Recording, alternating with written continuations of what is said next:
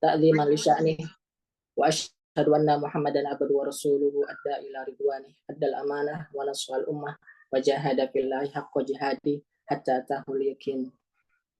Allahumma salli wa sallim wa barik wa an'im ala nabiyil karim wa ala alihi wa ashabihi wa man sara ala nahjihi wa iktafa bi atharihi ila yaumil liqa'ihi wa ba'd.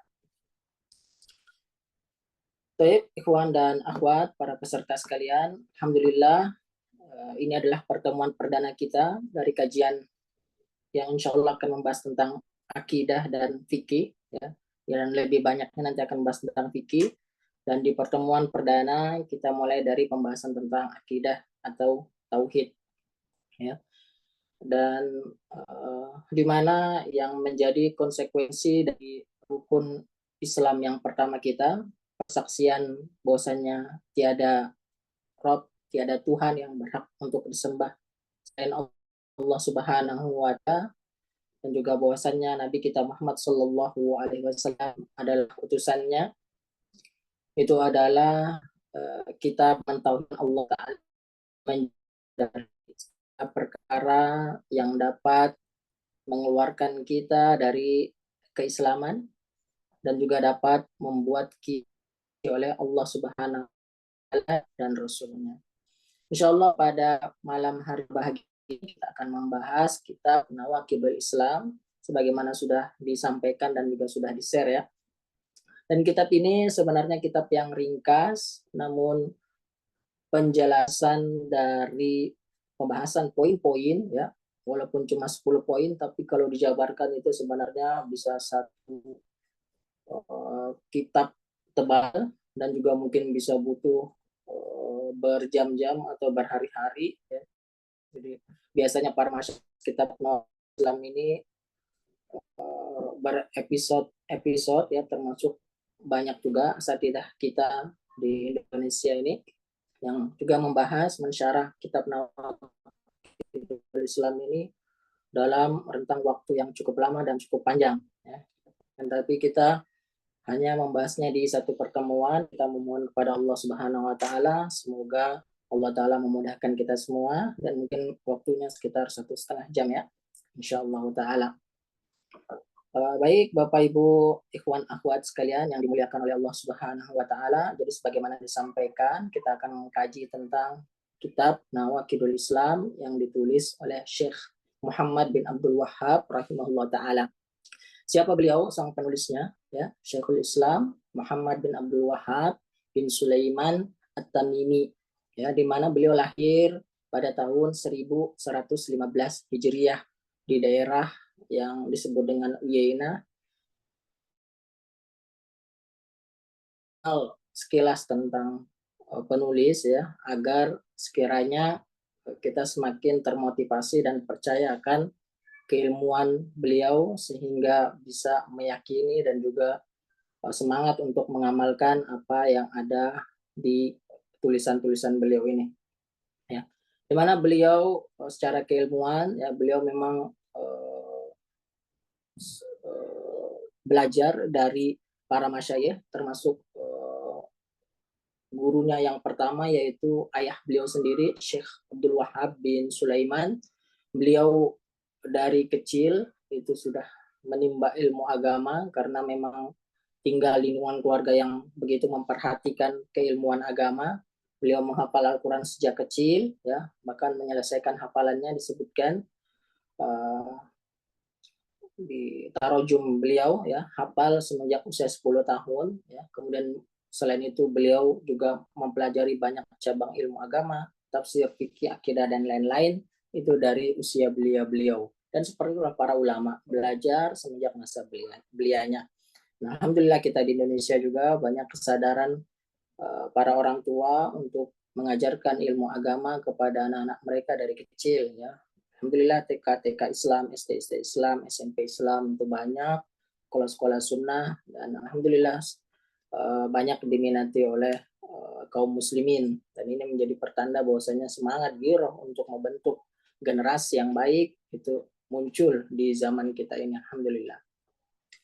Di mana beliau banyak sekali guru beliau, ya, di antara guru utamanya adalah ayah beliau sendiri, ya. Beliau juga melakukan berbagai perjalanan menuntut ilmu, ya, di Mekah, Madinah, Baghdad, dan lain sebagainya, menghabiskan waktunya memang untuk belajar dan mengajar. Beliau mengarang banyak sekali kitab, dan kitab-kitabnya ada yang ringkas hingga yang tebal, ya. Kitab yang masyhur diantara kitab Usul Salatah, ya, yang masyhur di kalangan kaum muslimin, Ahlussunnah. Begitu pula kitab Usul Sittah, Kitab Tauhid, Kasyfus Syubhat, Mukhtasar Zadil Ma'ad, termasuk kitab Nawaqidul Islam yang ringkas ini, ya. Dan beliau meninggal di usia 91 tahun, tepatnya di tahun 1206 Hijriah, ya. Jadi beliau mendermakan waktu dan jiwanya itu untuk mempelajari ilmu, mengajar, dan juga berdakwah di jalan Allah Subhanahu wa Ta'ala. Dan beliau inilah mempelopori berdirinya negara Saudi Arabia, ya, di mana beliau muamalah dengan pemimpin politik pada saat itu Muhammad bin Saud. Nah, kemudian terkait dengan kitab Nawaqidul Islam yang ringkas ini, ya, ini terdiri hanya beberapa halaman saja, sebagaimana bisa dilihat, ya. Nah, akan tetapi kitab yang ringkas dan beberapa halaman ini mengandung perkara-perkara agung, perkara-perkara yang sangat penting untuk diketahui oleh setiap Muslim, ya. Di mana nawakid, ya, kita bahas dari judulnya dulu, ya. Di mana nawakid sendiri, nawakidul Islam, nawakid itu jamak dari nakid yang artinya pembatal. Jadi nawakid itu pembatal-pembatal. Nawakidul Islam berarti pembatal-pembatal keislaman. Hal-hal yang apabila dilakukan itu dapat membatalkan keislaman seseorang, ya. Terkait nakid sendiri, ya, di dalam Al-Qur'anul Karim dijelaskan beberapa ayat, ya. Di antaranya Allah Ta'ala berfirman, alladzina yanquduna ahdallahi min ba'di mitsaqih, yaitu orang-orang yang merusak atau membatalkan perjanjian mereka dengan Allah setelah mereka berjanji kepada Allah Subhanahu wa Ta'ala, ya. Dalilnya jelas, yang kudun di sini nakid, ya, dari kata nakodo yang kudu yang artinya adalah merusak atau membatalkan. Begitu pula dalam mustalah fikih, ya, kita kenal ada nawaqidul wudu, bab-bab yang ada di kitab Thaharah itu ada pembahasan tentang nawaqidul wudu, ya, yang membatalkan wudu, begitu. Perusak-perusak wudu, hal-hal yang dapat membatalkan wudu, ya. Nah, jadi nawaqidul Islam, hal-hal yang dapat merusak atau membatalkan keislaman seseorang, ya. Dan Islam sendiri yang dimaksud oleh penulis di judulnya ini, ya, masyhur, ma'ruf, ya, sebagai agama yang dibawa oleh Nabi Muhammad Shallallahu Alaihi Wasallam tentunya, ya. Dan kita tahu bahwasanya Islam ini bukan dari sejarah penamaan Islam sendiri bukan dari zaman Nabi Muhammad SAW saja, akan tetapi zaman-zaman sebelum Nabi Muhammad SAW itu mereka juga disebut sebagai Muslim, sebagaimana disebutkan di dalam Al-Quranul Karim, ya. Dan tapi lebih khusus Islam yang dimaksud di sini adalah karena kita adalah umat Nabi Muhammad SAW, jadi Islam di zaman kita, di generasi kita sebagai umat Nabi Muhammad SAW, jadi agama yang dibawa, syariat yang dibawa oleh Rasulullah Shallallahu Alaihi Wasallam. Dan Islam sendiri berarti penyerahan, ya, aslama yuslimu islaman, artinya menyerahkan, ya, tunduk. Karena orang yang masuk Islam, ya, berarti dia siap dan bersedia tunduk, menyerahkan seluruh peribadatannya hanya kepada Allah Subhanahu wa Ta'ala. Taat kepada Allah Subhanahu wa Ta'ala, mentauhidkan Allah Subhanahu wa Ta'ala, kemudian berlepas diri dari kesyirikan dan juga para pelakunya, ya. Jadi konsekuensi Islam, ya, seorang yang masuk ke dalam agama Islam, ya, itu dimuliakan oleh Allah Subhanahu wa Ta'ala dan Rasulnya serta kaum muslimin, bukan hanya dari segi pahala, ya, akan tetapi juga dari segi muamalah. Sebagaimana kita tahu, ya, sebelumnya kan juga ada yang mengikuti kelas sirah bagaimana Nabi SAW berdakwah, ya. Kemudian mereka yang masuk Islam maka dijamin dijaga darahnya, kehormatannya, hartanya, dan juga lain sebagainya dijaga oleh pemerintah kaum muslimin. Ya, adapun mereka yang kufur, mereka yang ini, selama mereka tidak mengganggu Islam dan kaum muslimin, maka mereka cukup membayar jizyah. Ya. Nah, sebagaimana disebutkan dalam hadis Nabi Sallallahu Alaihi Wasallam, Nabi SAW diperintahkan untuk memerangi manusia, mendakwahkan manusia untuk bersyahadat. Ya. Nah, apabila mereka Islam, kemudian sholat dan juga membayar zakat, maka mereka telah menjaga darah dan juga kehormatan mereka, harta mereka, ya, kecuali hak-hak Islam. Nah, ya.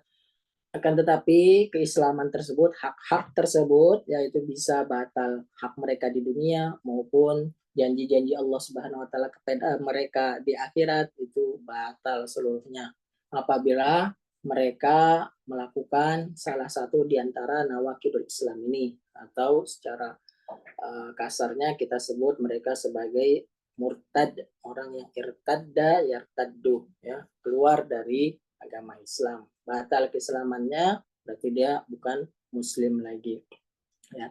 Nah, dan pembatal keislaman, ya, ini sebagaimana kita tahu bahwasannya rukun syukur, ya kan, ya, ada dengan lisan, ada dengan hati dan anggota badan, maka begitu pula dengan keislaman, ya, keislaman seorang. Yang membatalkan keislaman itu dapat berupa pembatal yang berupa ucapan yang itu dapat membatalkan keislaman seorang. Begitu pula apa yang keyakinan yang ada di dalam hatinya, ketika dia meyakini hal tersebut, maka batallah keislamannya, ya. Dan juga perbuatan anggota tubuhnya, apabila melakukan perbuatan tersebut, maka batallah keislamannya, ya. Dan dalil-dalil dari Al-Quran, dari hadis Nabi Sallallahu Alaihi Wasallam yang menyebutkan tentang ucapan itu dapat membuat seorang itu keluar dari agama Islam itu banyak, ya, dalam ayat, dalam hadis Nabi Sallallahu Alaihi Wasallam, ucapan kekufuran, di antaranya orang-orang munafik yang mereka mengucapkan kekufuran, maka mereka kufur setelah keislaman mereka, seperti itu, ya. Begitu pula masalah keyakinan, ya. Mereka yang meyakini ada ilah, sesembahan selain Allah Subhanahu wa taala, mereka yang meyakini ada hukum yang lebih baik daripada hukum Allah Subhanahu wa taala, maka mereka kafir, ya, keluar dari agama Islam. Mereka melakukan nawaqidul Islam, pembatal keislaman berupa keyakinan. Ya, begitu pula anggota badan, ya, mereka yang bersujud kepada selain Allah, mereka yang menyembah, mereka yang menyembelih kepada selain Allah, bernadar kepada selain Allah, maka mereka juga melakukan pembatal keislaman berupa pembatal anggota badannya, ya. Nah, jadi mengetahui tentang nawaqidul Islam ini, ya, merupakan perkara yang sangat penting, ya, sangat penting, ya. Karena apa, ya, sebagaimana kita mempelajari tentang tauhid, kita juga mempelajari tentang kesyirikan. Sebagaimana kita mempelajari tentang keislaman, maka kita juga wajib untuk mempelajari tentang pembatal keislaman, ya. Karena seorang mengetahui kebaikan itu untuk diamalkan, ya, akan tetapi mempelajari atau mengetahui kejelekan itu untuk dihindari.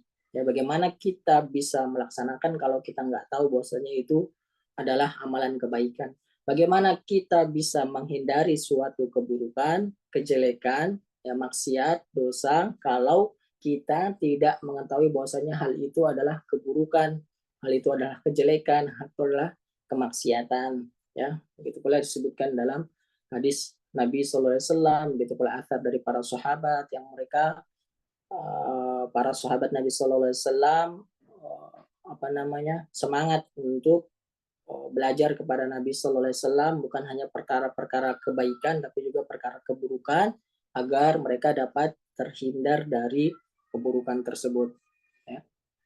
Nah, kemudian di antara penyebab seorang itu terjatuh kepada nawaqidul Islam ini yang akan kita pelajari ini, ya, mungkin disebabkan karena kebodohan, ketidaktahuan, ya. karena mungkin dia belum belajar atau mungkin karena mereka tidak berusaha untuk mempelajarinya, ya. Untuk mencegah itu semualah maka Allah Subhanahu wa taala, Rasulullah SAW menurunkan hujjah yang nyata. Begitu para ulama kaum muslimin bersemangat, ya, di dalam kitab-kitab mereka, ya, baik kitab akidah ataupun kitab fikih itu mengajarkan tentang hal-hal yang dapat membawa seorang kepada kemurtatan, ya. Di sana ada bab tentang riddah yang artinya kemurtatan yang dibahas di dalam kitab akidah ataupun kitab-kitab fikih, ya. Nah, dan masalah nawakidul Islam yang membatalkan keislaman ini, ya, tentu tidak sembarangan orang menghukumi, tidak sembarangan orang kemudian menyebutkan tentang hal ini dapat membatalkan keislaman, hal ini tidak, ya. Melainkan seorang harus memiliki dalil, ya, harus kembali kepada Al-Quran dan Sunnah atau hadis-hadis Nabi Shallallahu Alaihi Wasallam dengan pemahaman para sahabat radhiyallahu taala anhum ajmain, ya. Nah, begitu pula dengan memandang, melihat ucapan-ucapan para ulama di dalam masalah nawakidul Islam, ya. Dan alhamdulillah Nabi Shallallahu Alaihi Wasallam, para sahabat, kemudian para ulama salafun soleh, ya, membahas secara rinci, secara detail tentang hal-hal yang dapat membatalkan keislaman seorang ini, ya. Nah, ya, karena sungguh menentukan suatu ucapan, keyakinan ataupun perbuatan apakah dia mengeluarkan seorang dari Islam atau tidak, ya, ini adalah hukum syar'i yang harus kembali kepada dalil, ya, harus kembali kepada dalil. Jangan sampai kita kemudian mengkufurkan seorang, ya, padahal Allah dan Rasulnya tidak mengatakan demikian, ya, atau sebaliknya, ya, Allah dan Rasulnya mengatakan bahwasanya itulah kekufuran, akan tetapi kita tidak menghukuminya sebagai kekufuran. Dan kita tahu bahwasanya uh, ada kelompok yang tersesat dalam masalah kekafiran ini, mengkafirkan ini, ya. Di sana ada kelompok yang berlebih-lebihan dalam masalah mengkafirkan, ya. Nah, dan ini adalah kelompok Khawarij yang kita tahu, ya. Mereka mengkafirkan orang-orang yang melakukan dosa-dosa besar untuk keluar dari Islam, kata mereka, ya. Nah, kemudian ada orang yang sebaliknya, ya, sebaliknya mereka terlalu menggampang-gampangkan seperti halnya orang-orang Murji'ah, ya. Orang-orang Murji'ah, keimanan cukup yang ada di dalam hati, ya, ucapan ataupun perbuatan kekufuran itu nggak penting, ya. Yang penting cukup hatinya beriman, cukup hatinya itu sholat, dalam hati sholat, ya, nggak perlu amalan, itu cukup. Nah, ini orang-orang Murji'ah. Adapun Ahlus Sunnah wal Jamaah, ya, Ahlus Sunnah wal Jamaah, ya, itu berada di antara keduanya, ya, mereka mutawassit, ya, berada di golongan yang pertengahan antara Khawarij dan juga Murji'ah tadi, ya. Mereka kembali kepada Al-Quran dan hadis-hadis Nabi Sallallahu Alaihi Wasallam, pemahaman para sahabat radhiyallahu taala anhum ajmain, ya. Apa yang dihukumi oleh Allah dan Rasulnya sebagai bentuk Quran, maka mereka mengatakan itu kufur. Apa yang dikatakan itu bukan kekufuran, maka mereka mengatakan itu bukan kekufuran. Nah, ya, dan penting untuk kita ketahui pula, ya, bahwasanya Ahlussunnah wal Jamaah ini dalam masalah pembatal keislaman, ya, itu tidak sembarangan menghukumi, ya, walaupun ucapan, amalan mungkin kekufuran, akan tetapi syarat seorang itu dihukumi, ya, itu harus terpenuhi. Ada beberapa syarat ucapan atau amalan, keyakinan itu dapat dihukumi sebagai kekafiran, ya. Itu yang pertama adalah balik. Kalau sudah balik, kalau belum balik maka belum dihukumi sebagai kekafiran ucapan ataupun perbuatannya, ya.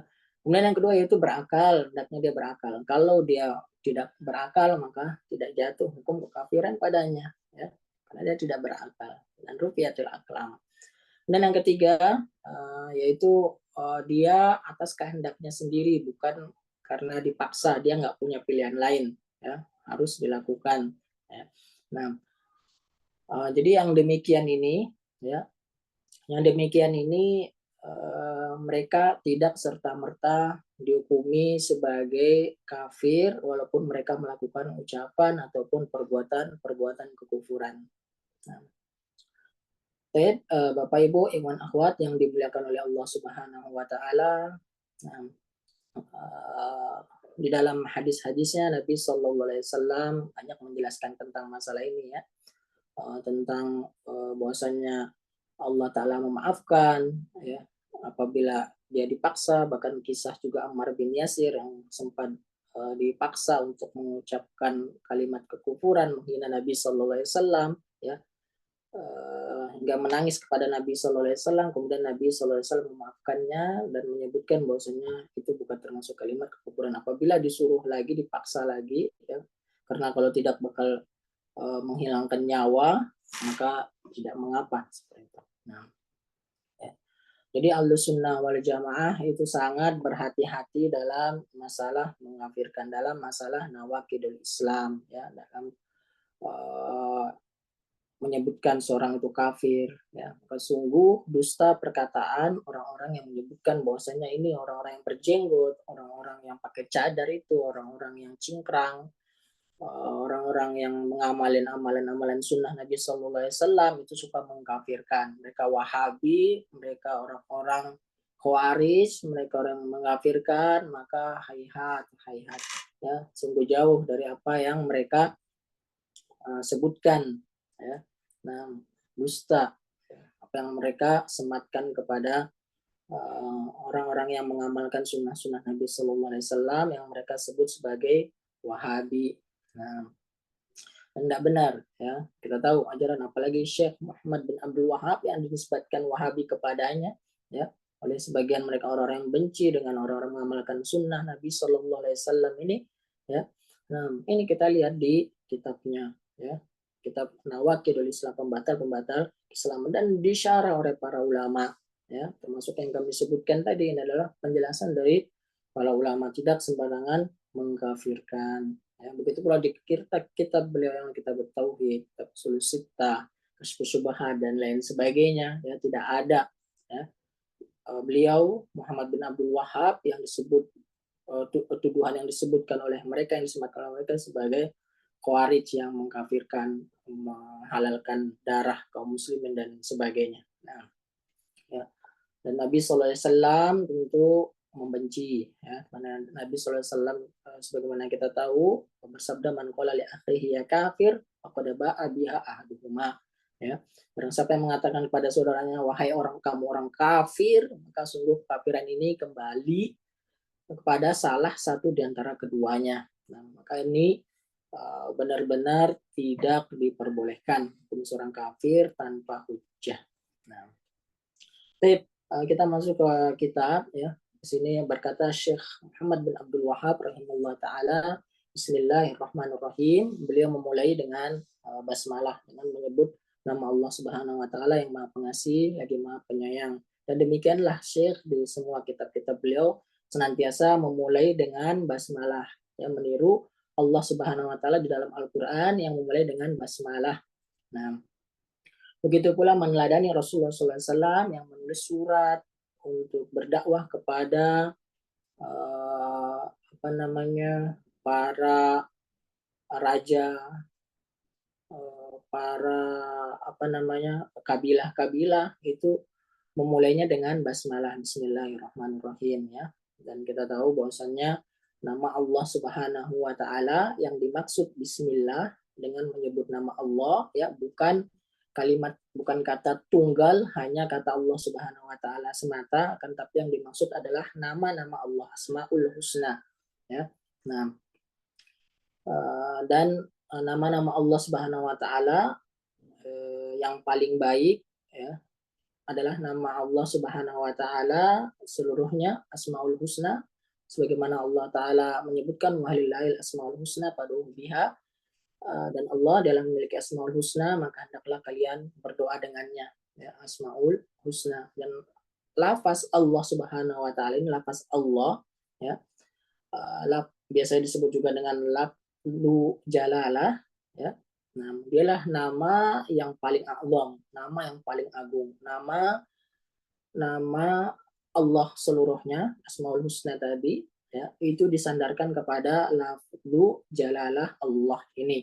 Nah, jadi ketika menyebut Allah, yaitu mencakup seluruh nama-nama Allah Subhanahu wa taala, ya, dan Allah ini berasal dari kata ilah yang artinya ma'bud atau yang disembah, ya.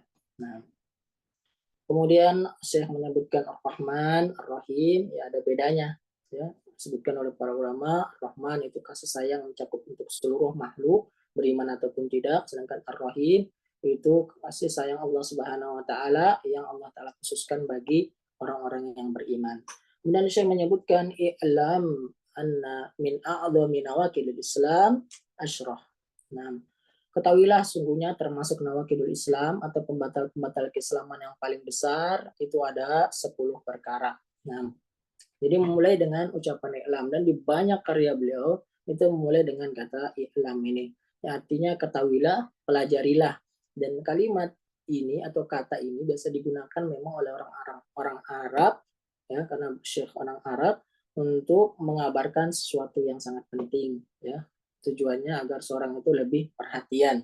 Ya, i'lam.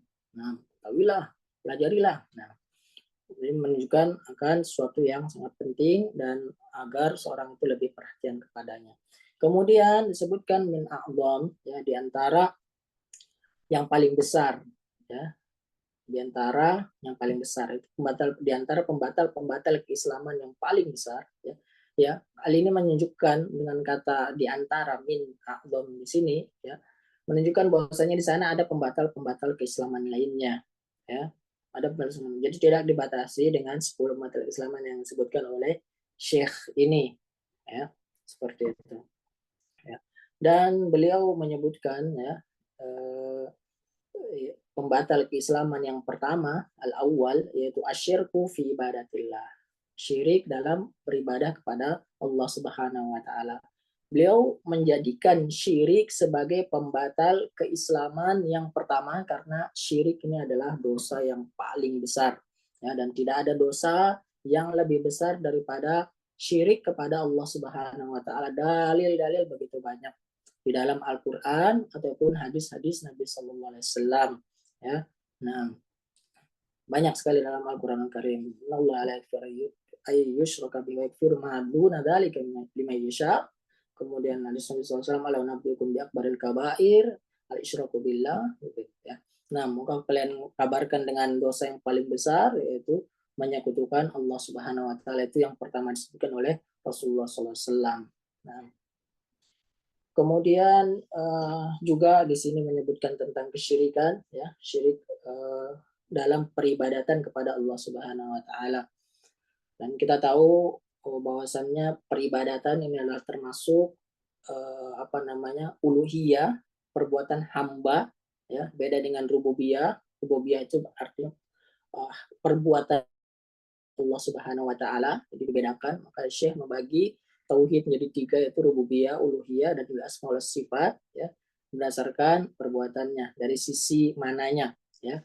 Nah, kalau dari segi rububiyah Allah Subhanahu wa taala, rububiyah berarti Allah yang menciptakan alam semesta, Allah yang mengatur alam semesta, Allah yang maha kuasa, maha berkehendak. Maka ini semua orang-orang musyrik, ya, apalagi orang musyrik di zaman Nabi sallallahu alaihi wasallam, mereka meyakini rububiyah Allah Subhanahu wa taala. Kan tapi uluhiyah atau peribadatan, ya, mereka tidak mengesahkan Allah Subhanahu wa taala di dalam peribadatan mereka. Mereka menyembah kepada Tuhan-Tuhan selain Allah Subhanahu wa taala yang dengan itu mereka jadikan wasilah, sebagaimana nanti akan dibahas di poin berikutnya, poin-poin berikutnya. Nah, nah, jadi apa namanya, syirik ini penting, ya, karena bukan sekedar rububiyah saja, akan tetapi uluhiyah lah, ya. Nah, uluhiyah lah yang menjadi kebanyakan sebab orang itu kafir dan syirik. Juga di dalam Al-Quran, ya, disebutkan di dalam Al-Quran tentang perkara-perkara yang diharamkan. Allah Subhanahu Wa Taala pertama kali menyebutkan tentang perkara kesyirikan, ya. Allah Taala sebutkan, "Qul ta'alu atlu ma harrama rabbukum alaikum alla tusyriku bihi syai'a. Nah, tentang perkara-perkara yang diharamkan Allah Ta'ala sebutkan. Yang pertama yaitu tidak menyekutukan Allah Subhanahu wa Ta'ala dengan sesuatu apapun, ya. Karena itulah dijadikan oleh Syekh sebagai pembatal keislaman yang pertama karena dia yang paling a'zam. Nah, begitu pula masalah ibadah, ya, kita juga harus tahu tentang makna ibadah, ya. Makna ibadah itu adalah ismul jami' li kulli ma yuhibbullahu wa yardah minal aqwal wal af'al adh-dhahirah wal batinah. Seluruh perkara, segala perkara yang dicintai oleh Allah Subhanahu wa Ta'ala, dan Allah Ta'ala meridhoinya baik berupa ucapan ataupun perbuatan, baik yang zohir yang ada di dalam hati, yang nampak, yang di dalam hati, dan juga yang nampak, ya, yang zohir dan yang batin. Nah, dan kita mengetahui bahwasanya suatu ucapan atau perbuatan dicintai dan diridhoi oleh Allah Subhanahu wa Ta'ala itu tentunya dari kabar yang Allah dan Rasulnya sebutkan. Allah Ta'ala sebutkan dalam Al-Quran atau Nabi Sallallahu Alaihi Wasallam kabarkan, sebagaimana diriwayatkan sebagai hadis-hadis Nabi Sallallahu Alaihi Wasallam. Ya. Nah, jadi kita tahu bahwasanya itu ibadah, itu hal yang dicintai, itu diridhoi oleh Allah, itu dari kabar Allah atau Rasul, ya. Atau kita juga tahu ketika suatu ucapan atau amalan itu dicintai oleh Allah Subhanahu wa Ta'ala. Jadi yang kedua adalah ketika amalan itu dicintai oleh Allah Subhanahu wa Ta'ala. Kemudian yang ketiga yaitu kita tahu ketika Allah Subhanahu wa Ta'ala memerintahkan amalan tersebut. Ketika Allah Ta'ala perintahkan, pasti itu amalan yang dicintai oleh Allah Subhanahu wa Ta'ala. Dan terkadang kita juga mengetahui itu adalah ibadah, amalan yang dicintai, ketika Allah Subhanahu wa Ta'ala Rasulnya memuji orang yang mengamalkannya, ya.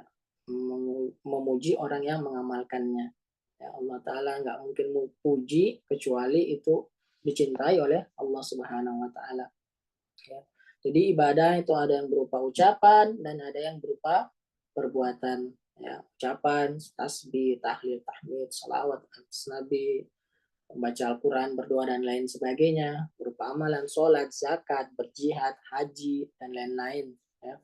Ada yang zohir, ada yang batin. Yang zohir, yang nampak, itu seperti amalan sholat, puasa, berjihad. Nah, ada amalan yang batin, seperti tawakal kita, mahabbah kita kepada Allah, khauf, takut kepada Allah, inabah kepada Allah, taubat, dan lain sebagainya. Nah, jadi semua itu ibadah, ya. Dan ibadah itu hanya ditujukan, hanya diperuntukkan untuk Allah Subhanahu wa Ta'ala semata, tidak boleh diperuntukkan kepada selain Allah Subhanahu wa Ta'ala. Nah, kemudian Syekh menyebutkan dalil bahwa kesyirikan adalah pembatal keislaman, yaitu firman Allah Subhanahu wa Ta'ala, innallaha la yaghfiru an yushraka bihi wa yaghfiru ma duna dzalika liman yasha, sebagaimana disebutkan sebelumnya tadi, ya. Sebenarnya Allah tidak akan mengampuni dosa syirik dan mengampuni dosa yang berada di bawahnya, ya, bagi siapa yang Allah Subhanahu wa Ta'ala kehendaki, ya. Nah, dan kita tahu dari sini kita mengambil pelajaran bahwasanya Allah kan Maha Pengampun, Al-Ghafur. Akan tetapi Allah Subhanahu wa Ta'ala tidak mengampuni. Allah Ta'ala sebutkan bahwa Allah Ta'ala tidak mengampuni, yang menunjukkan bahwasannya betapa besarnya dosa kesyirikan, betapa bencinya Allah Subhanahu wa Ta'ala kepada kesyirikan, ya. Nah, dan yang dimaksud dengan dosa kesyirikan dalam ayat ini yang tidak akan diampuni oleh Allah Subhanahu wa Ta'ala, yaitu ketika dia bertemu dengan Allah atau ketika dia wafat dalam keadaan membawa dosa kesyirikan tersebut dan belum sempat bertobat di masa hidupnya, ya. Nah, dan ya itulah maksudnya yang bakal diazab atau harus diazab oleh Allah Subhanahu wa Ta'ala sebagaimana disebutkan dalam firman-Nya, ya kan. Tapi orang yang bertobat sebelum kematiannya, maka Allah Subhanahu wa Ta'ala mengampuni. Ya, sebagian kita tahu bahwasanya para sahabat Nabi Sallallahu Alaihi Wasallam sebagian besarnya itu gurunya adalah kaum musyrikin. Ya, mereka orang-orang yang menyembah berhala. Umar bin Khattab apalagi ya membunuh anak gadisnya dikubur hidup-hidup ya. Kemudian kita tahu apa namanya kesyirikan yang mereka lakukan, akan tetapi mereka bertobat, mati, kemudian dalam keadaan keimanan tidak menyekutukan Allah, mereka dijanjikan oleh Allah Subhanahu Wa Taala melalui lisan Rasulullah Sallallahu Alaihi Wasallam, maksudnya mereka termasuk orang-orang yang akan masuk ke dalam surganya Allah Subhanahu Wa Taala. Nah, dan dalam hadisnya Nabi SAW menyebutkan man mata wa huwa yad'u min dunillahi niddan dakhalan nar. Barang siapa yang mati ya menyekutukan Allah maka dia pasti masuk ke dalam neraka. Nah, ya. Nah, jadi sebesar apapun dosanya baik berupa syirik, kekufuran, kenifakan, kalau dia bertobat sebelum meninggal dengan taubatan nasuha maka Allah Subhanahu wa taala pasti mengampuninya. Nah, kemudian Syekh menyebutkan wa minhu adzabhu li ghairillah. Nah, diantaranya itu adalah menyembelih. Adzabhu itu menyembelih kepada selain Allah Subhanahu wa taala. Nah, jadi menyembelih untuk selain Allah itu adalah suatu kesyirikan ya, karena apa? Kaidahnya tadi bahwasanya menyembelih itu adalah ibadah ya, menyembelih itu adalah ibadah. Allah Ta'ala sebutkan qul inna sholati wa nusuki wa mahyaya wa mamati, sungguhnya salatku sembelihanku. Nah ini sembelihanku dzabahu atau nusuk ya. Allah Ta'ala perintahkan untuk Allah Subhanahu wa taala semata. Nah, dan Rasulullah SAW menyebutkan dalam hadisnya la'anallahu man dzaba li ghairillah. Allah Ta'ala melaknat orang yang menyembelih kepada selain Allah. Ini menyebutkan bahwasanya dabu itu adalah ibadah dan ibadah ini tidak boleh ditujukan kepada selain Allah Azza wa Jal. Ya. Nah, dan termasuk ya menyembelih kepada selain Allah ini menyembelih untuk jin misalnya ya, dan kita tahu bahwasanya banyak adat istiadat di beberapa suku kita di Indonesia yang menjadi adat istiadat menyembelih untuk apa namanya Nyi Roro Kidul di Yogyakarta sana, ada yang menyembelih untuk apa namanya Dewi Sri yang menjaga apa namanya panen pertanian dan lain sebagainya. Itu semua adalah peribadatan, dan peribadatan kepada selain Allah Subhanahu wa taala adalah kesyirikan ya, banyak terjadi. Allahul musta'an ya. Nah, kemudian saya menyebutkan lil jin ini au lil qabri, atau untuk menyembelih untuk kuburan ya, maksudnya adalah untuk orang yang dikuburkan di tempat tersebut, baik yang dikuburkan itu siapapun ya, nabi, wali ataupun yang lainnya ya. Nah, jadi tidak boleh diperuntukkan kepada selain Allah Subhanahu wa taala ya. Orang siapa yang menyembelih dekat kuburan kemudian dengan tujuan untuk mendekatkan diri kepada orang tersebut, maka ketahuilah dia melakukan kesyirikan yang besar ya. Nah, ya, dan yang disebutkan oleh Syekh di sini ya dabah, dan juga dabah di sini ligairillah ya, dabah kepada jin dan juga kabar ini hanya sebagai bentuk contoh ya, bahwasanya di sana masih banyak apa namanya kesyirikan lainnya ya, selain daripada menyembelih kepada selain Allah Subhanahu wa taala. Kemudian Syekh rahimahullah taala menyebutkan asani yang kedua, yaitu man ja'ala bainahu wa bainallah wasa'id yadauhum wa yas'aluhum syafa'ah wa yatawakkalu alaihim kafara ijma'an. Ya. Yang kedua, itu barang siapa yang menjadikan antara dia dan Allah Subhanahu wa taala perantara-perantara, berdoa kepada mereka, meminta syafaat, bertawakal, maka dia telah kufur dengan kesepakatan para ulama ya. Nah, ya. Jadi apa namanya, kalau kita lihat ya antara yang pertama dengan kedua ini ada keterkaitan ya. Yang kedua ini juga termasuk kesyirikan ya, juga termasuk kesyirikan ya, menjadikan wasilah perantara antara dia dengan Allah Subhanahu wa taala ya.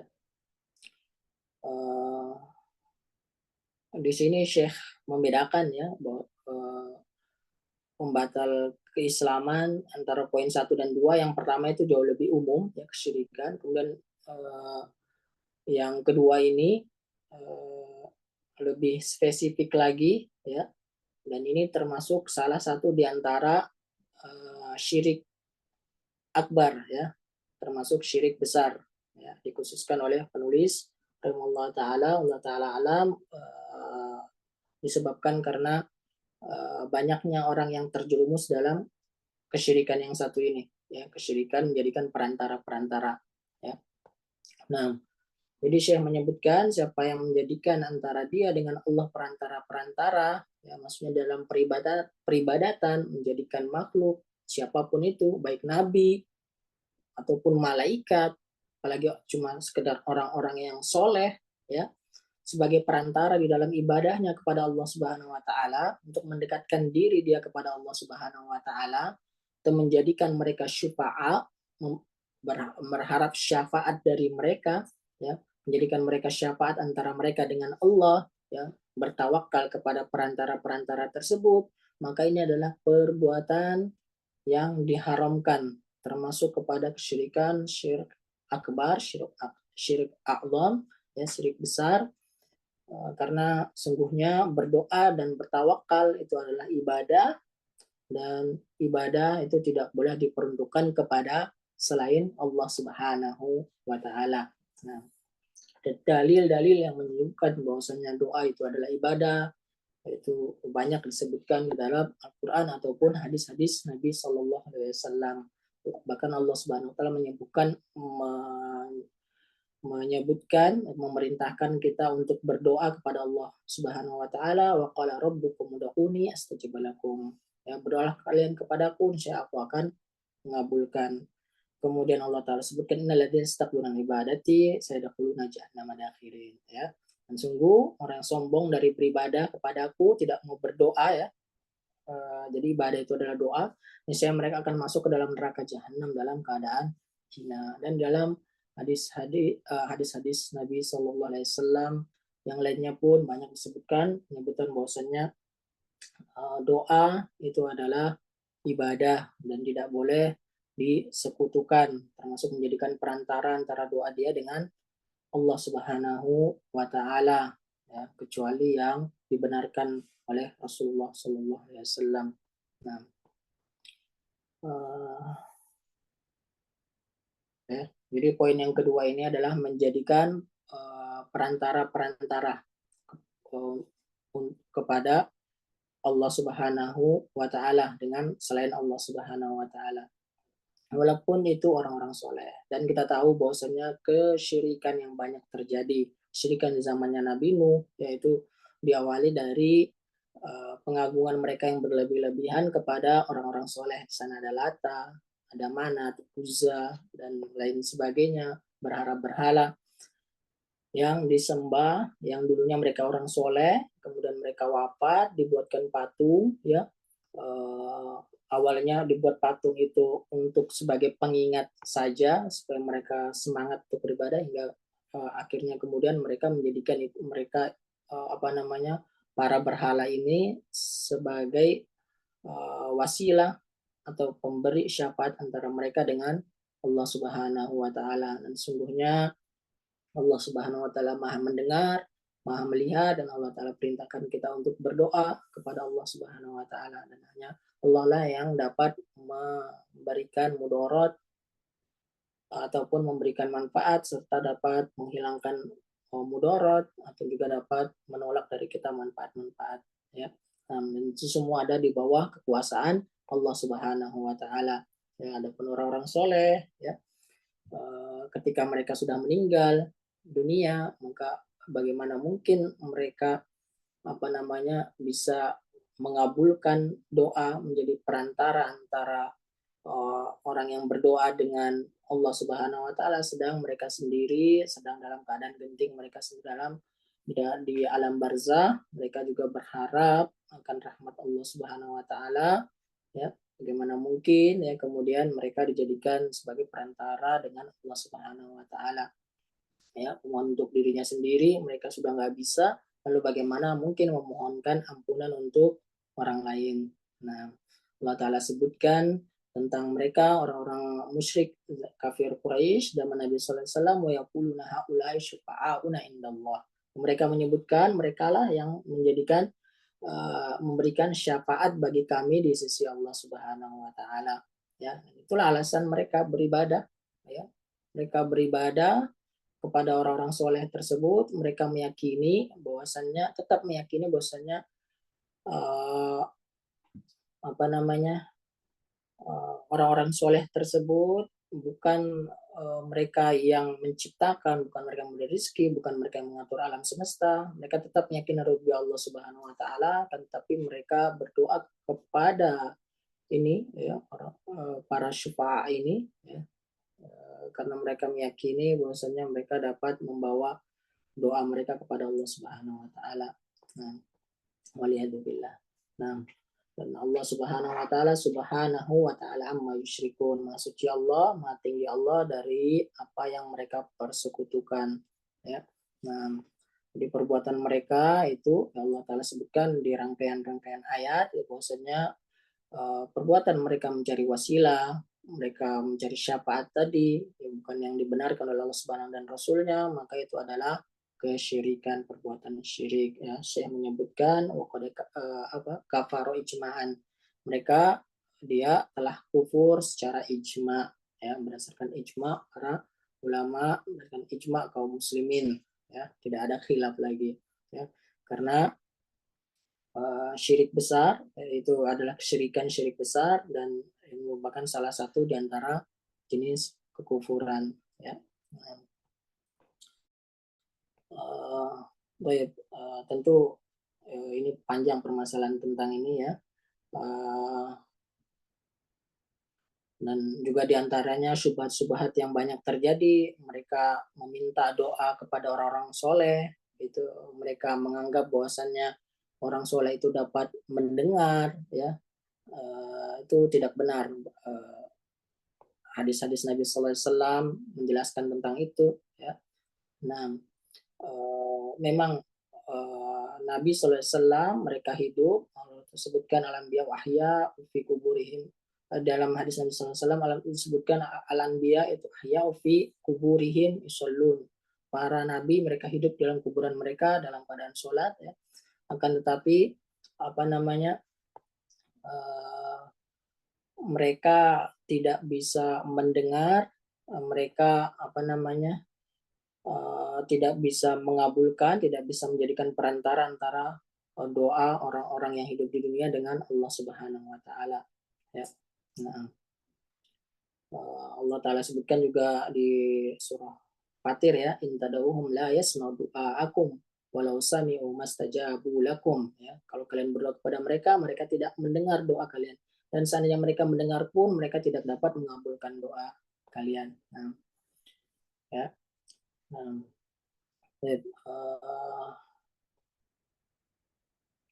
di dalam hadis-hadis Nabi Shallallahu Alaihi Wasallam juga disebutkan, ya, bahwasanya Nabi Shallallahu Alaihi Wasallam sebagaimana disebutkan di dalam riwayat, ya, dari Aisyah, Nabi Shallallahu Alaihi Wasallam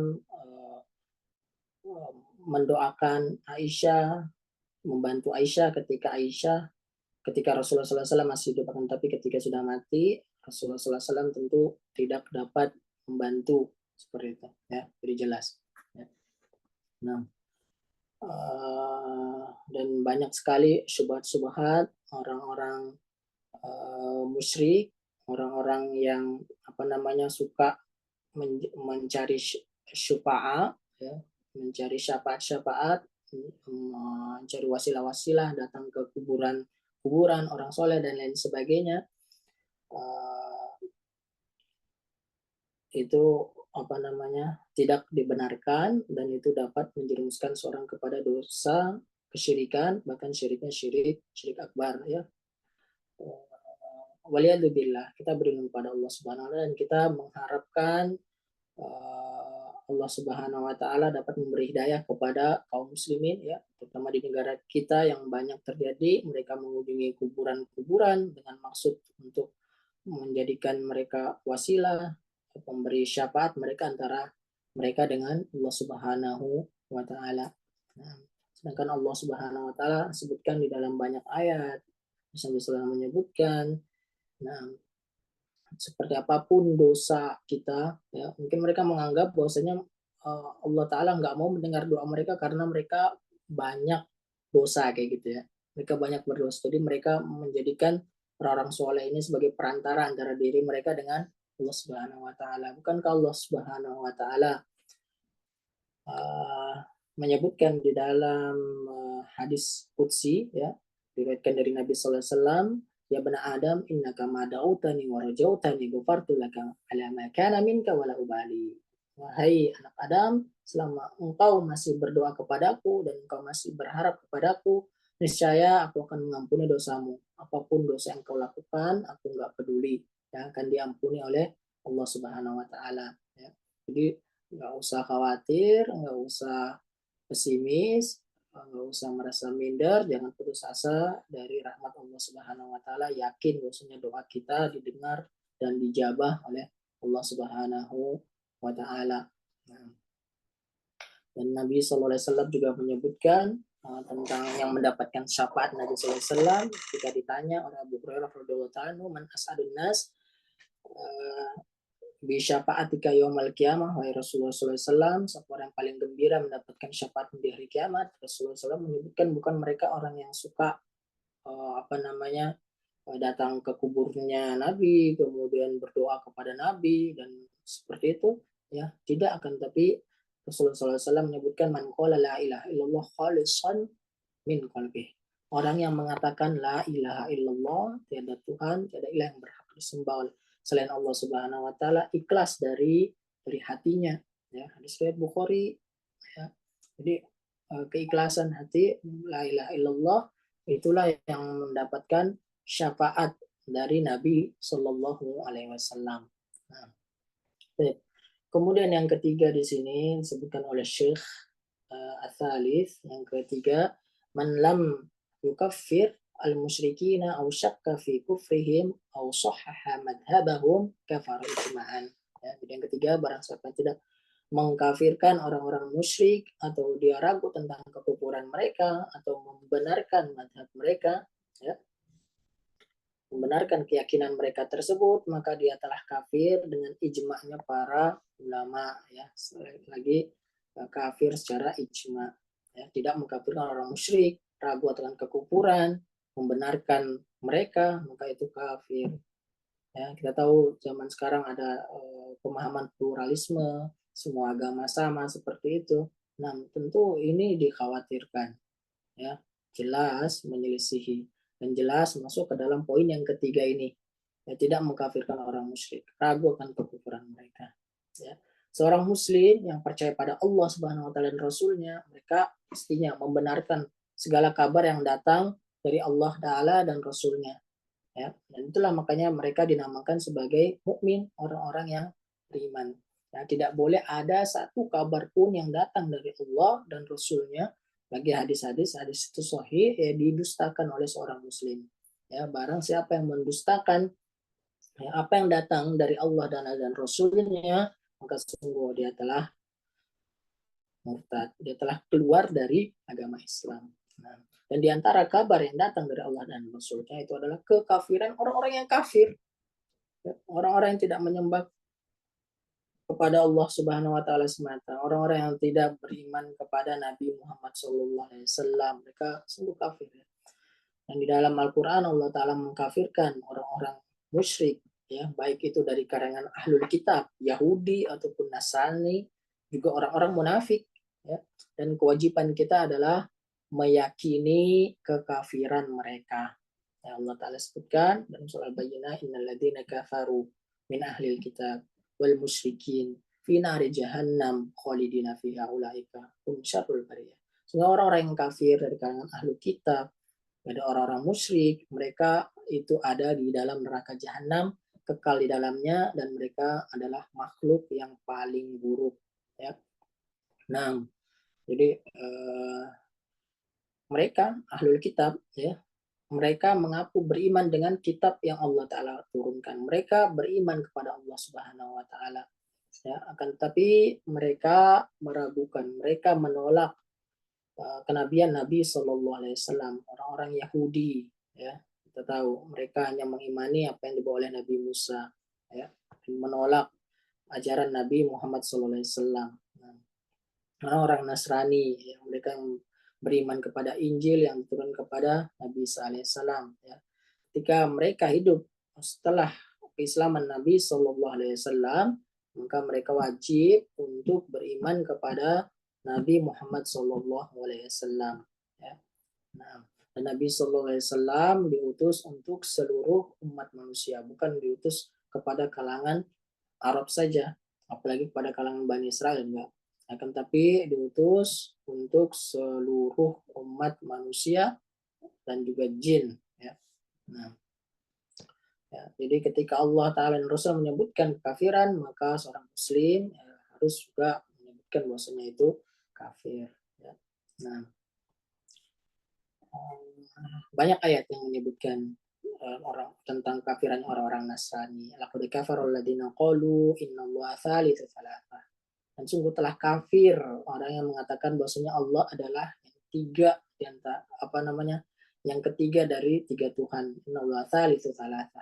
Nah, itu salah satu tiga dari tiga Tuhan, ya, satu tapi tiga, tiga tapi satu. Nah, mereka kafir. Mereka meyakini Tuhan Bapa, Tuhan Anak, Tuhan Ibu, Roh Kudus, ya. Nah, Maha Suci Allah dari apa yang mereka katakan tersebut, ya.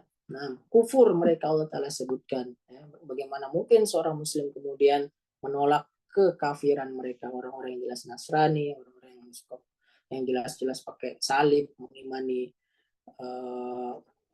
Tuhan Isa yang dianggap sebagai Tuhan itu, ya kan?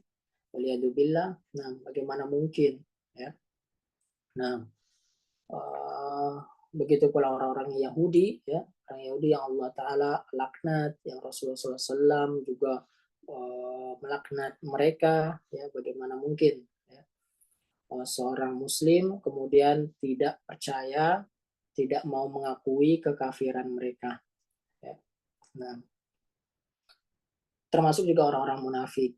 Nah, orang-orang munafik Allah Ta'ala sebutkan dalam Al-Quran walaqad qalu kalimatal kufri wa kafaru ba'da islamihim, tentang orang-orang munafik, ya. Mereka telah mengucapkan ucapan kekufuran, mereka kafir setelah keislaman mereka, ya.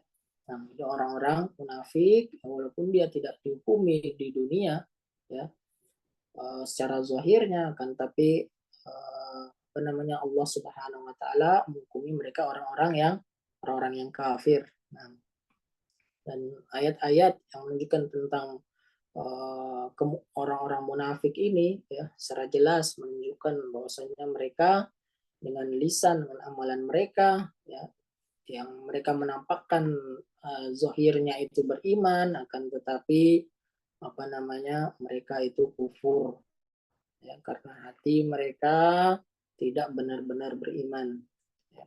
Nah, bahkan Allah Ta'ala sebutkan orang munafik ini, mereka mengaku Islam, tapi sejatinya mereka menolak. Allah Ta'ala sebutkan innal munafiqina fid darkil asfali minan nar. Sebenarnya orang-orang munafik itu mereka berada di dalam neraka di tingkat yang paling bawah. Waliyadzubillah. Nah, dan Syekh menyebutkan di sini ya, setelah lam yukafir musyrikin au syakka, bahkan syak, ya, syak itu berarti yang meragukan kafir orang musyrik, ya. Tidak meyakini kafir orang musyrik itu adalah kekafiran, ragu, masih ragu, ya.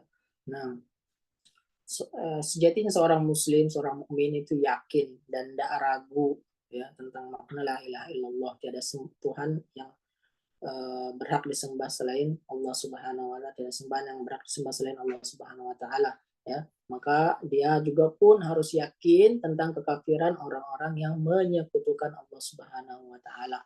Nah, kemudian saya menyebutkan habahum atau membenarkan mata keyakinan mereka itu, ya.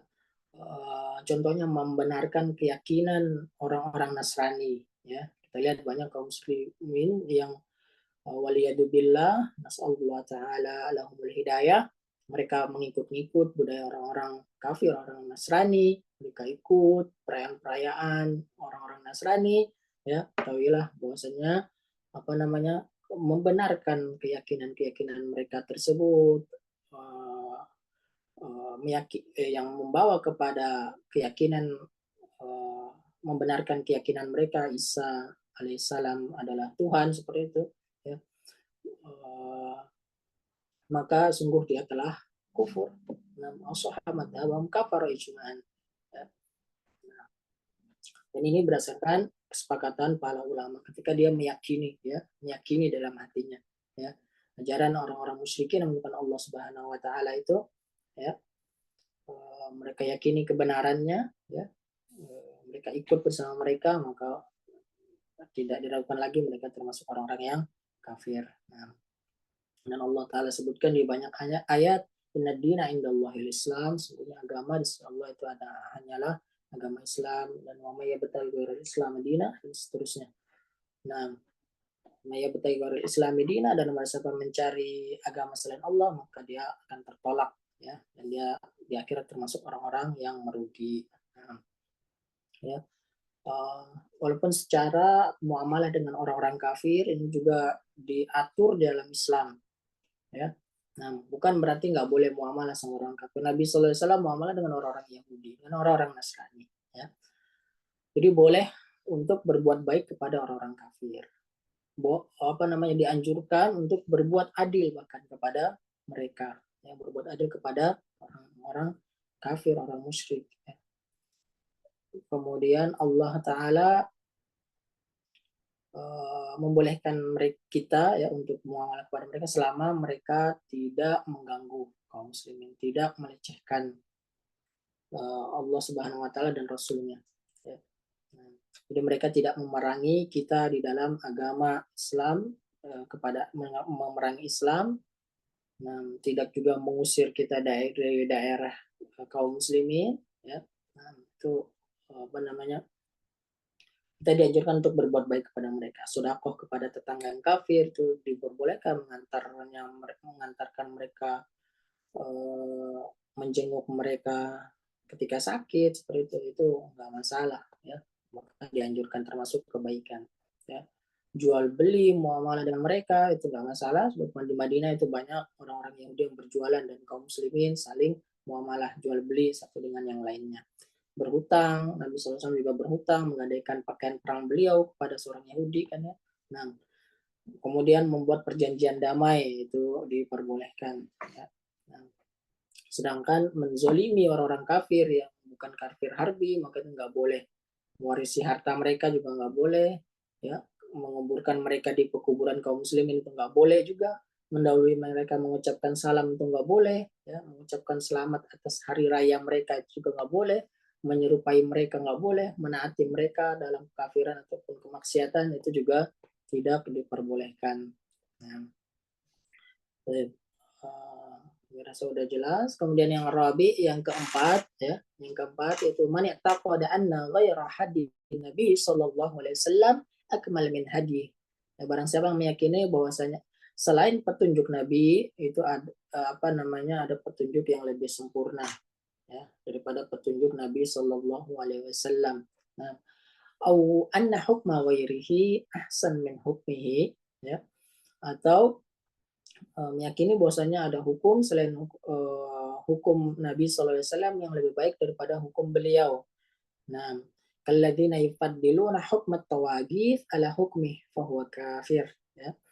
Nah, seperti orang-orang yang mengutamakan hukum togut di atas hukum Nabi SAW, maka dia telah kafir. Nah, ya, jadi di poin yang keempat ini, ya, ada dua poin utama. Yang pertama yaitu meyakini bahwasanya selain petunjuk Nabi Sallallahu Alaihi Wasallam itu lebih sempurna daripada petunjuk beliau. Nah, nah bagaimana mungkin bisa demikian ya, sedangkan Nabi SAW kita yakini sebagaimana disebutkan dalam Al-Qur'an juga, wa may yantiqu 'anil hawa in huwa illa wahyun yuha. Ya, bahwasannya Nabi SAW, petunjuk Nabi SAW itu apa namanya, berasal dari Allah Subhanahu wa taala, wahyu dari Allah Subhanahu wa taala yang Allah taala wahyukan kepada Nabi Shallallahu alaihi wasallam ya. Jadi petunjuk Nabi Shallallahu alaihi wasallam baik berupa Al-Qur'an atau hadis Nabi Shallallahu alaihi wasallam ya. Tidak ada yang lebih sempurna daripada itu ya. Nah, dan disebutkan di banyak ayat ataupun hadis-hadis Nabi Shallallahu alaihi wasallam yang menyebutkan tentang sunnah atau hadis-hadis Nabi Shallallahu alaihi wasallam itu derajatnya menyerupai dengan Al-Qur'an ya. Dalam hadis Nabi Shallallahu alaihi wasallam, ala inni uti itu alkitab wa mithlahu ma'ahu ya. Aku diberikan Al-Qur'an dan juga yang semisalnya ya, yaitu hadis-hadis Nabi Shallallahu alaihi wasallam ya. Nah, jadi sudah sempurna petunjuk dari Nabi Sallallahu Alaihi Wasallam dan tidak ada petunjuk yang lebih baik dari petunjuk yang beliau bawa. Nah, dan di dalam muqaddimah khutbah yang bisa disampaikan, asdaqal hadits kitabullah, wa khairal hadi wa ahsanul hadi hadi Rasulullah sallallahu alaihi wasallam, ucapan yang paling benar kitabullah, dan petunjuk yang paling baik adalah petunjuk Nabi sallallahu alaihi wasallam, secara jelas ya menyebutkan ya. Nah,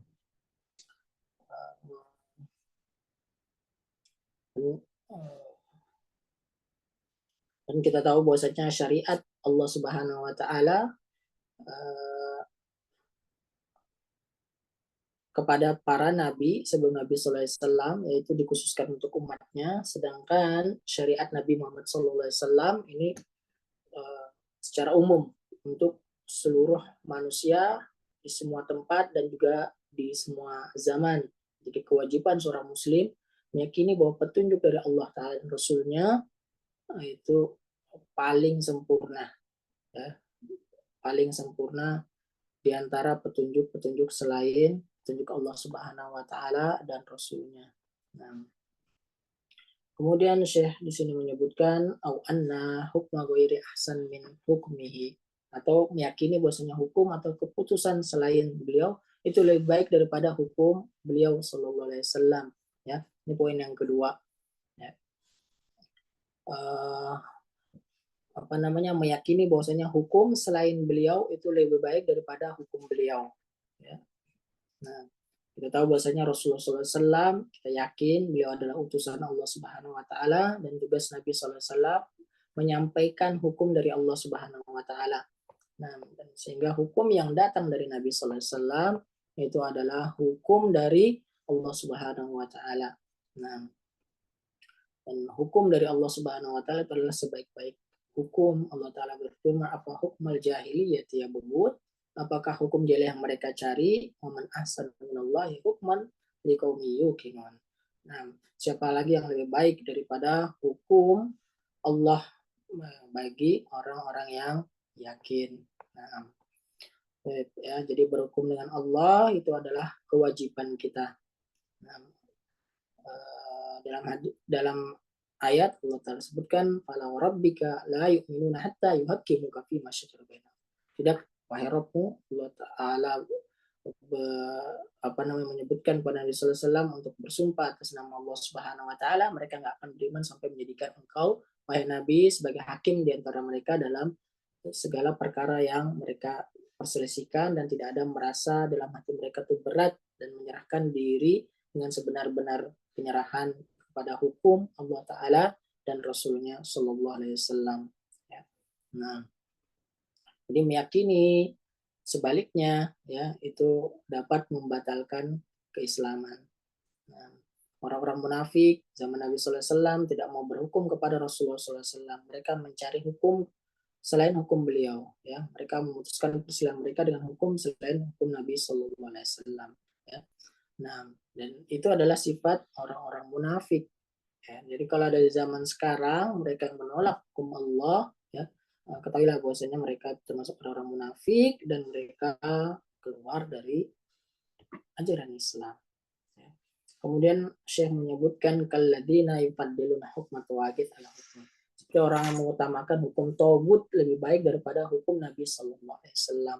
Ya, hukum togut itu adalah segala hukum yang dibuat oleh manusia, hukum selain hukum Allah Subhanahu Wa Taala. Ya, kalau diyakini itu sama dengan hukum Allah, ya perhatikan, ya, atau lebih baik daripada hukum Allah, maka jelas pelakunya keluar dari ajaran agama Islam. Ada hukum selain hukum Islam, hukum Allah dan Rasulnya yang lebih baik, ya, ketahuilah bahwasanya dia berhukum dengan hukum togut dan dia keluar daripada ajaran agama Islam. Ya. Nah, kan akan ini tapi perlu dipahami ya supaya kita jangan sampai mengkafirkan orang yang kemudian mengikuti hukum di negara tertentu kayak kita hukum di Indonesia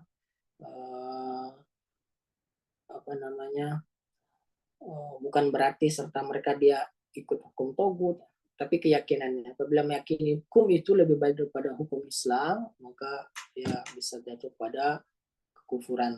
Ya. Nah, jadi berhukum dengan hukum tersebut karena sebab dunia seperti karena harta atau jabatan, ya. Namun di dalam hatinya itu masih meyakini hukum Allah itu lebih baik, maka dia bukan termasuk keluar dari agama Islam, tapi dia termasuk kepada perbuatan kefasikan, ya, kefasikan. Kemudian kita lanjut ke yang khamis, yang kelima al-khamis.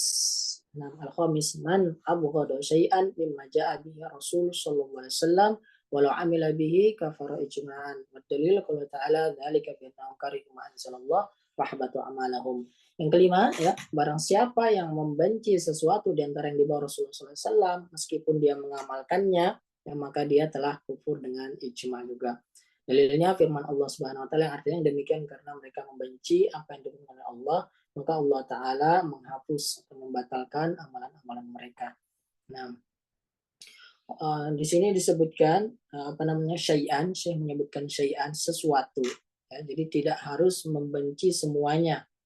Nah, mimma ja'a bi Rasul, di antara yang dibawa oleh Rasulullah sallallahu alaihi wasallam baik Al-Qur'an ataupun hadis. Nah, apa yang di dalam keduanya berupa hukum atau kabar-kabar, ya, dia benci walau amila bihi, walaupun dia mengamalkannya, ya, menunjukkan bahwasanya seorang meskipun dia mengamalkan, kalau dia benci kepada syariat tersebut maka akan menjadi penyebab dia keluar dari ajaran Islam, ya. Orang-orang munafik zaman Rasulullah SAW mereka berjihad, mereka sholat 5 waktu berjamaah di masjid, mereka berinfak, kan, tapi mereka benci itu semua. Ya, mereka benci syariat Islam, itu yang membawa mereka kepada kekufuran. Nah, ya, seorang muslim itu harusnya ridho Allah dan Allah sebagai Robnya, Rasulullah SAW sebagai nabinya, dan Islam sebagai agamanya. Makanya kita dianjurkan senantiasa banyak berzikir, raditu billahi robba, bil islami dina, wa bi Muhammadin nabiyya wa rasulullah. Nah, jadi seorang muslim mencintai seluruh apa yang datang dari Rasulullah SAW dan tidak membencinya. Mengetahui, meyakini bahwa petunjuk beliau dalamnya itu pasti ada kebaikan untuk dirinya di dunia dan juga di akhirat. Ya. Walaupun ada bisikan-bisikan, ya, yang syubhat-syubhat yang menghalangi dia dari melakukan petunjuk Nabi SAW tersebut, maka hendaknya seorang muslim itu harus berupaya untuk terus memerangi pikiran-pikiran negatif, bisikan-bisikan negatif tersebut. Nah, dan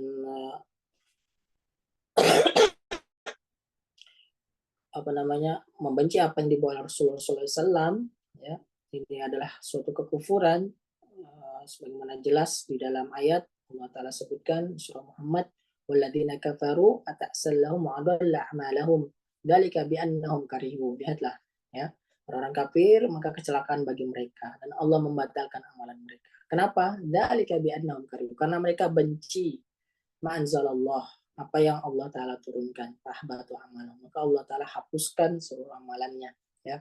Lihat di situ bahwasanya Allah Ta'ala hapuskan, Allah Ta'ala menjadikan mereka orang kafir dikarenakan mereka benci apa yang diturunkan oleh Allah Subhanahu wa Ta'ala, apa yang disampaikan oleh Rasulullah Sallallahu Alaihi Wasallam, ya. Jadi yang harus dipahami ya bahwasanya poin yang penting ya bahwasanya kemaksiatan yang dilakukan oleh seorang itu bukan berarti dia benci dengan apa yang datang dari Allah Taala dan Rasulnya.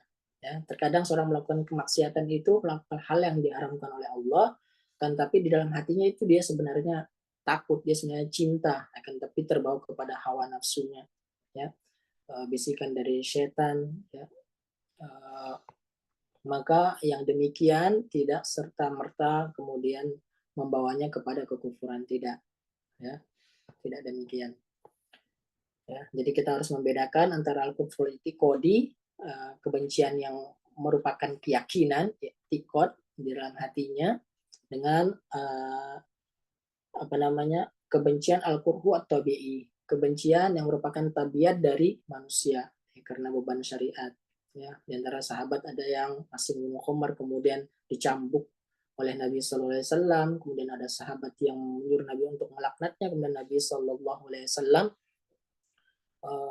menegur ya dengan berkata janganlah kalian melaknat laki-laki tersebut ya laki-laki ini ya yang bernama Abdullah yang digelari dengan himar karena dia suka minum khamar nggak bisa lepas dari khamar ya Nabi SAW mencambuk kemudian para sahabat minta untuk dilaknat sampai Nabi SAW memperingati para sahabat ya maka Nabi SAW bersaksi demi Allah aku tidak mengetahui kecuali dia adalah orang yang mencintai Allah dan Rasulnya hatinya mencintai Allah dan Rasulnya walaupun dia melakukan amalan kemaksiatan ya jadi itu harus dipahami.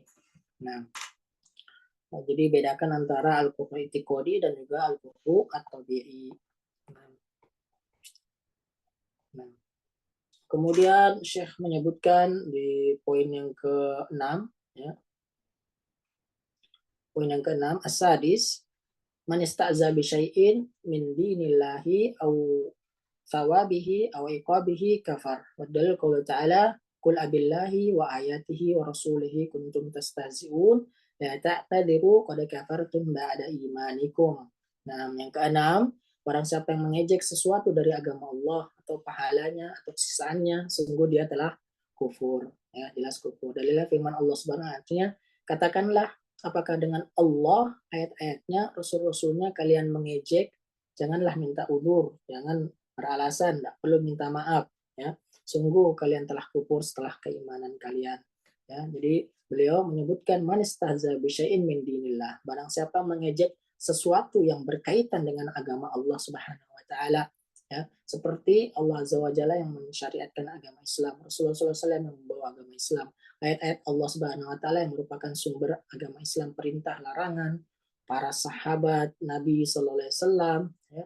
Nah, para ulama yang merupakan pewaris para nabi dan lain-lain mereka mengejek ya atau tentang apa namanya pahala ataupun siksaan mereka mengejek tentang surga ngelok-ngelok tentang neraka dan sebagainya di dalamnya ya itu dapat membawa kepada kekufuran ya seorang muslim apabila di dalam hatinya itu ada keimanan maka pasti keimanan itu mendorong untuk mengagungkan apa yang berkaitan dengan agamanya dia akan mengagungkan Allah saat yang menurunkan agama Islam. Nah,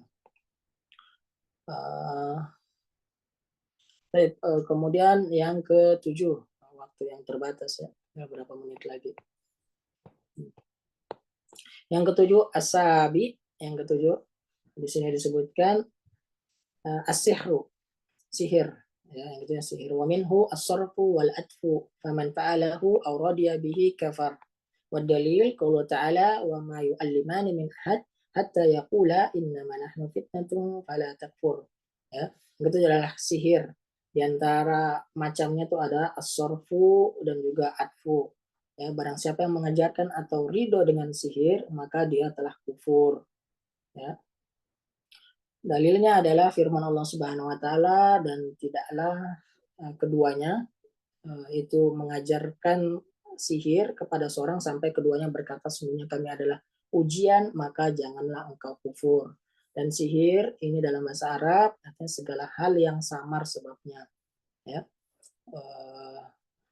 Sedangkan as-sahar itu artinya akhir malam ya dinamakan demikian ya karena waktu biasanya orang melakukan sihir itu adalah di waktu yang samar tersebut ya waktu waktu akhir malam.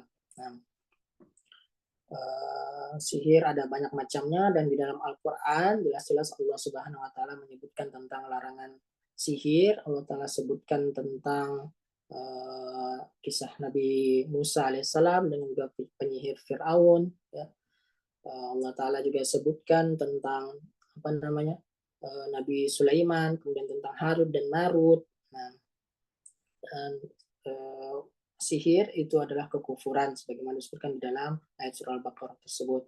Kemudian disebutkan as-sarfu. As-sarfu itu adalah memalingkan, ya, maksudnya memalingkan rasa cinta menjadi rasa benci, ya. Misalnya seorang suami yang mencintai istri bisa berubah jadi benci karena sihir tersebut.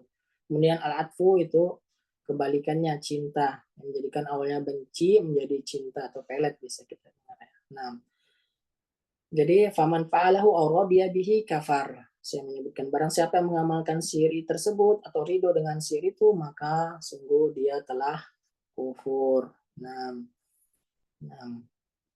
sebagaimana disebutkan di surah Al-Baqarah ayat 102, wattabu matatul syayatin wala mulki Sulaiman, hingga akhir ayat, ya. Dan disebutkan wa ma yu'alliman hatta yaqula innama nahnu fitnatun fala takfur, ya.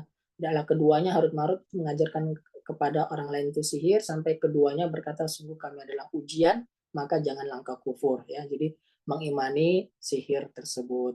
Nah, tentu berbeda, ya, antara yang dilakukan oleh Nabi Musa alaihissalam, Nabi Sulaiman alaihissalam dengan apa yang dilakukan oleh para penyihir. Kemudian atsamin, yang ke-8, yaitu mudaharatul musyrikina wa muawanatuhum 'alal muslimin. Nah, menolong orang-orang musyrikin, ya, dan membantu mereka dalam melawan kaum muslimin. Ya, dalilnya adalah qaulu ta'ala wa may yatawallahum minkum fa innahu minhum innallaha yahdil qaumadh dhalimin. Ya, barang siapa yang menolong mereka maka sungguh dia termasuk bagian dari mereka. Sungguhnya Allah tidak akan memberikan petunjuk kepada orang-orang yang zalim. Nah, jadi yang ke-8 ini maksudnya menolong orang-orang musyrik atau orang-orang kafir, membantu mereka di dalam memerangi orang-orang Islam, ya. Memerangi orang-orang kafir ketika terjadi peperangan antara kaum muslimin dengan orang-orang kafir, ya, supaya mereka orang kafir bisa menang, yakin gitu, mengalahkan kaum muslimin sehingga agama orang kafir lebih nampak daripada agama kaum muslimin. Maka ini dapat mengeluarkan seorang dari ajaran Islam, ya. Dan seorang muslim yang sejati cinta kepada Allah Ta'ala dan Rasulnya, ya, senang ketika Allah Ta'ala dan Rasul ditaati, dibadahi, gembira syiar Islam nampak di muka bumi, ya, tauhid dan sunnah tersebar, ya. Nah, seperti itulah orang Islam. Dan sebaliknya, mereka sedih akan kekufuran dan kebid'ahan serta kemaksiatan yang terjadi. Nah, disebutkan di dalam ayat, ya, untuk tidak bersikap loyal kepada mereka. Nah, orang-orang kafir, apalagi mereka yang memusuhi orang-orang Islam. Wa may yatawallahu minkum fa innahu minhum innallaha yahdil qaumadh dhalimin. Ya, barang siapa dan kalian menjadikan mereka sebagai penolong, maka sungguh dia termasuk golongan mereka. Surah Al-Maidah ayat yang 51, ayat yang sempat viral beberapa tahun yang lalu. Ya, sungguh Allah Ta'ala tidak memberikan petunjuk kepada orang-orang yang zalim. Ya. Jadi kita nggak boleh menjadikan mereka itu sebagai aulia, sebagai pemimpin-pemimpin kita, ya, orang-orang kafir tersebut. Nah, dan fa'innahu minhum, maka dia termasuk orang-orang kafir, bagian dari mereka yang menjadikan disebut penolong, maka mereka termasuk orang kafir, begitu jelas, ya. Nah, kemudian yang ke-9, at-tasi, manittaqada anna ba'dun nasi la yajibu alaihi ittiba'an Nabi sallallahu alaihi wasallam, ya. Yang ke-9, barang siapa yang meyakini bahwa sebagian manusia itu enggak wajib mengikuti ajaran Nabi sallallahu alaihi wasallam. Nah, wa annahu yasa wal khuruj an syariati Muhammadin sallallahu alaihi wasallam kama al-Khidir, ya, al-khuruja an syariati Musa alaihissalam fahuwa kafir, ya. Nah, meyakini bahwasannya sebagai manusia nggak wajib mengikuti Nabi dan bahwa dia boleh keluar dari syariat Nabi Sallallahu Alaihi Wasallam, Nabi Musa, sebagaimana Nabi Khidir itu keluar dari syariat Nabi Musa Alaihissalam. Ya, maka yang demikian, keyakinan yang demikian, maka orang itu kafir, maka dia telah kafir. Ya, wajib bagi seluruh manusia semenjak diutusnya Rasulullah SAW, ya, semenjak diutusnya Rasulullah SAW untuk beriman kepada Rasulullah SAW dan mengikuti risalah Nabi Sallallahu Alaihi Wasallam. Ya, karena apa? Karena Rasulullah SAW diutus di amatin nas untuk seluruh manusia, baik orang Arab maupun orang selain Arab, dari zaman Nabi hingga hari kiamat. Baik alul kitab, musyrik, pengikut Nabi, Nabi yang sebelumnya, mereka harus beriman kepada Nabi Sallallahu Alaihi Wasallam. Allah Ta'ala sebutkan, wa ma arsalnaka illa rahmatan lil alamin. Tidaklah kami mengutus Muhammad kecuali sebagai rahmat bagi seluruh alam semesta. Nah, dan Allah Ta'ala sebutkan di surah Al-A'raf, "Qul ya ayyuhan nas inni rasulullah ilaikum jami'a." Katakanlah wahai sekalian manusia, sungguhnya aku adalah Rasulullah untuk kalian semua, yang Allah Ta'ala utus untuk seluruh kalian semua, seluruh manusia. Ya. Dan ini adalah keistimewaan Nabi Sallallahu Alaihi Wasallam yang tidak ada pada nabi-nabi sebelumnya. Nabi sebelumnya itu diutus kepada kaumnya sendiri, Nabi Sallallahu Alaihi Wasallam diutus diamati dan untuk seluruh manusia. Ya, sebagaimana sabda Nabi Sallallahu Alaihi Wasallam, wa kana nabi yub'atsu ila qaumihi khassah, nam wa bu'itsu ila nasi ammah. Dahulu Nabi diutus kepada kaumnya secara khusus, dan aku diutus untuk seluruh manusia. Hadis riwayat Bukhari dan Muslim muttafaqun alaih. Nah, Nabi Musa alaihissalam diutus kepada Bani Israel. Ya, Nabi sallallahu alaihi wasallam juga demikian. Nabi Soleh kepada kaum Thamud, Nabi Hud kepada kaum Ad, Nabi Syuaib kepada kaum Madian, Nabi Nuh juga diutus kepada kaumnya Nabi Nuh alaihissalam, ya, diutus untuk kaumnya masing-masing. Ya. Dan Nabi SAW menyebutkan, la yasma'u bi ahad min hadhil ummah yahudiyun wala nasraniyun thumma yamut walam yu'min billadhi ursiltu bihi illa kana min ashabin nar. Ya, perhatikan hadis Nabi SAW diriwayatkan Imam Muslim, tidaklah mereka yang mendengar kedatanganku seorang di antara umat ini, baik dia Yahudi ataupun Nasrani, dan dia meninggal dunia dan dia tidak beriman dengan apa yang kubawa kecuali dia termasuk penghuni neraka. Maka Nabi SAW nanti di akhir zaman diutus, beliau Nabi SAW mengikuti syariat Nabi Muhammad SAW, ya, karena tidak ada satupun yang hidup setelah Islam yang Nabi SAW melainkan harus beriman mengikuti syariat Nabi Sallallahu Alaihi Wasallam. Dan syariat Nabi Sallallahu Alaihi Wasallam ini umum untuk seluruh manusia dan juga jin, ya, untuk seluruh manusia dan juga jin, sebagaimana disebutkan di dalam banyak ayat, ya. Wa sorotna ilaika nafarun minal jinni yastami'una al-Qur'an, dan seterusnya, surah Al-Ahqaf, ya, tentang beriman kepada mereka, diwajibkan para jin untuk beriman kepada Nabi Sallallahu Alaihi Wasallam. Mohon maaf yang terakhir ini, ya, terakhir, semoga bisa selesai dalam 5 menit. Al-Ashir, yang ke-10, yaitu al-i'rad an dinillahi ta'ala la yata'allamuhu wa la ya'malu bihi, wad dalil qaulu ta'ala wa man adlam mimman dzukira bi ayati rabbih tsumma arada anha inna minal mujrimina muntakimun, surah Sajadah. Nah, yang ke-10 yaitu berpaling dari agama Allah Subhanahu wa taala dengan tidak mempelajarinya dan tidak mau mengamalkannya, ya, nggak mau belajar, nggak mau mengamalkan, mereka kafir, ya. Dalilnya firman Allah Subhanahu wa taala, dan siapa lagi yang lebih zalim daripada orang yang diingatkan dengan ayat-ayat Rabb-nya dan dia berpaling dari ayat-ayat Allah Subhanahu wa taala, dia berpaling darinya. Sesungguhnya kami akan mengadab orang-orang mujrimun tersebut, para pendosa tersebut, ya. Seorang apabila dia sungguh-sungguh dalam syahadatnya, ya, nah, secara zahir ataupun batin, ya, bersaksi bahwasanya tidak ada ilah yang berhak untuk disembah kecuali Allah dan bahwasanya Muhammad adalah utusan Allah Subhanahu wa taala, maka persaksiannya dia tersebut akan menggerakkan dia untuk mempelajari makna dua kalimat syahadat tersebut, ya. Syahadat yang pertama, ya, persaksian tiada ilah yang berhak disembah selain Allah Subhanahu wa taala, maka dia harus mengetahui segala macam ibadah, dia harus menyerahkan seluruh ibadahnya hanya untuk Allah Subhanahu wa taala. Dia juga mempelajari kesyirikan supaya dia tidak terjerumus kepada kesyirikan yang merupakan perkara yang bertentangan bertentangan dengan kalimat la ilaha illallah, ya. Nah, dan orang yang mengatakan asyhadu anna Muhammad Rasulullah, yakin dan percaya bahwa Muhammad adalah utusan Allah, maka yang namanya utusan pasti membawa sesuatu yang dari yang mengutus dari Allah Subhanahu wa taala, maka dia harus mempelajari apa yang beliau sallallahu alaihi wasallam bawa dari Allah Subhanahu wa taala. Maka Nabi sallallahu alaihi wasallam menyebutkan di dalam hadis riwayat Ibnu Majah, "Thalabul ilmi fardhatun 'ala kulli muslim." Ya. Menuntut ilmu itu adalah wajib bagi setiap muslim, wajib. Dan ilmu itu yang dimaksud adalah ilmu Al-Qur'an dan juga sunnah yang bermanfaat untuk dunia, terutama untuk akhiratnya, ya. Kemudian mengamalkan dari ilmu yang dia pelajari, bukan sekedar belajar, bukan sekedar untuk diketahui, tapi juga untuk diamalkan.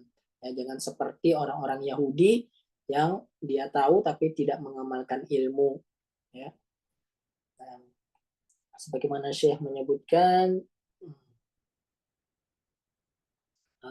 la yata'allamuhu wa la ya'malu bihi. Ya. La yata'allamu wa la ya'malu bihi. Tidak mau mempelajari agama dan tidak mau mengamalkan agama Allah Subhanahu wa taala.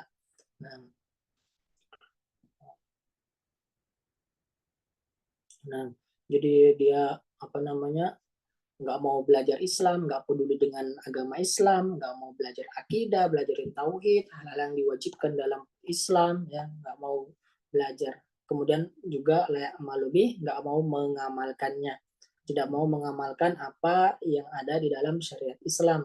Maka orang yang demikian, dia telah keluar dari agama Islam. Waliyadzubillah, kita berlindung kepada Allah Subhanahu wa taala. Nah, kemudian terakhir Syekh menyebutkan wala farqa fi jami' hadhihi nawaqid bainal hazil wal jad wal khaifi illa al mukrah.